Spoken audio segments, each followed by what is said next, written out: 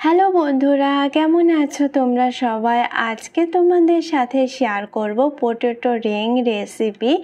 একদম ক্রিস্পি হবে আর খুব ইজি বানানো যায়। খুব অল্প ইনগ্রিডিয়েন্টস দিয়ে তৈরি আর খেতে দারুণ মজা হবে।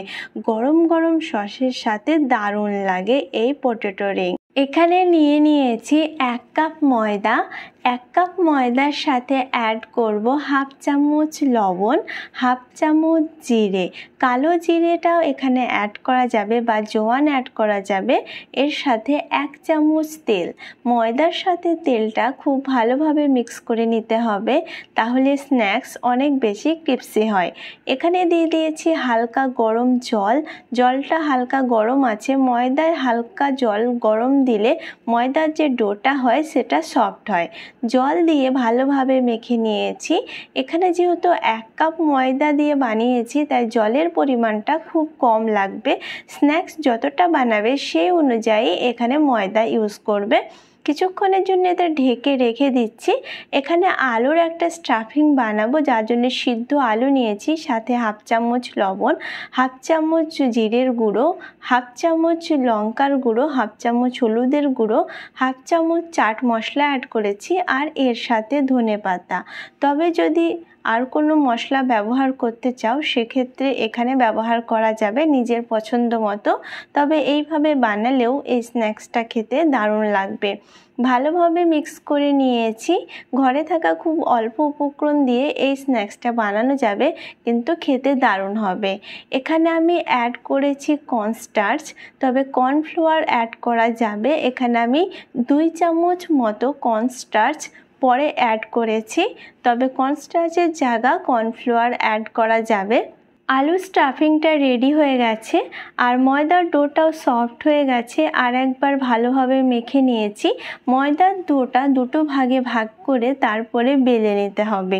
দুটো সেম প্রসেসে একই সাইজে বেলতে হবে, কারণ একটার উপরে আর একটা ঢাকা দেওয়া হবে। তো এইভাবে স্ন্যাক্সের পরিমাণ যদি বেশি হয় তো সেম প্রসেসে এইগুলো বানাতে হবে। এক্সট্রা যে ডোটা থাকবে আবার বেলে আবারও বানানো যাবে। তো এইভাবে দুটো সাইজের এখানে রুটি বেলে নিয়েছি। সেম সাইজের বেলে নেব আর সাইডগুলো একটু কেটে নেব। এইভাবে স্কোয়ার শেপে এটাকে কেটে নিতে হবে। স্কোয়ার শেপে কেটে নেওয়ার পরে এখানে আলুর যে স্টাফিংটা রেখেছি সেই স্টাফিংটা লাগাতে হবে। তো এখানে একটা রুটিতে লাগাতে হবে, অপর রুটিটায় লাগানোর প্রয়োজন নেই। তো এইভাবে লাগিয়ে দিতে হবে। দেখতে পাচ্ছ আলুটাকে খুব ভালোভাবে পেস্ট বানিয়ে নিতে হবে, তাহলে ফোল্ড করতে কোনো প্রবলেম হবে না। উপর দিয়ে দিয়েছি আর কিছু ধনে পাতা আর তার সাথে অ্যাড করেছি এখানে পেঁয়াজ। পেঁয়াজগুলোকে এইভাবে কেটে নিয়েছি যাতে দেখতেও ভালো লাগে আর খেতেও কিন্তু দারুণ লাগবে। উপর থেকে আর একটা বেলে রাখা রুটি এইভাবে দিয়ে দিয়েছি। দেখতে পাচ্ছ সেম প্রসেসে দুটো রুটি বেলে তারপরে এইভাবে সাইডগুলো কেটে নিয়েছি। এক্সট্রা ডোটা আবারও বানানো যাবে।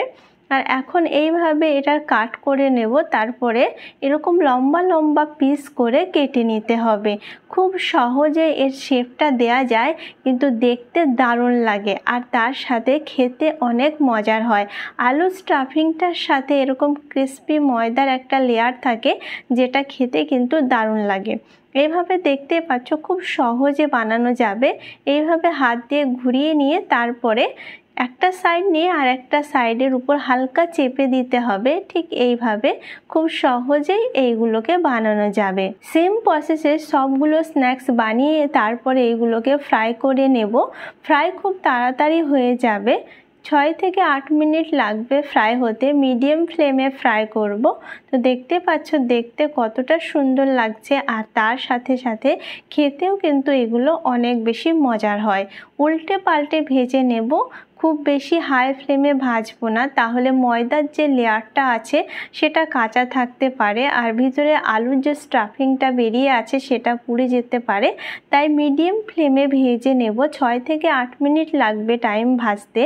খুব সিম্পলভাবে বানানো যায় কিন্তু খেতে অনেক মজার হয়।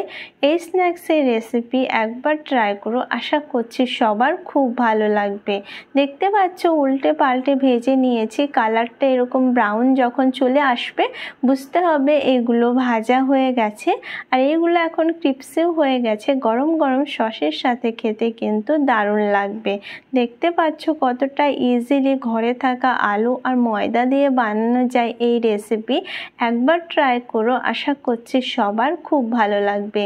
আজকের রেসিপি যদি কোথাও ভালো লেগে থাকে একটা লাইক করো, আর এরকম ইজি আর মজার মজার রেসিপি দেখার জন্য আমার চ্যানেলকে সাবস্ক্রাইব করো।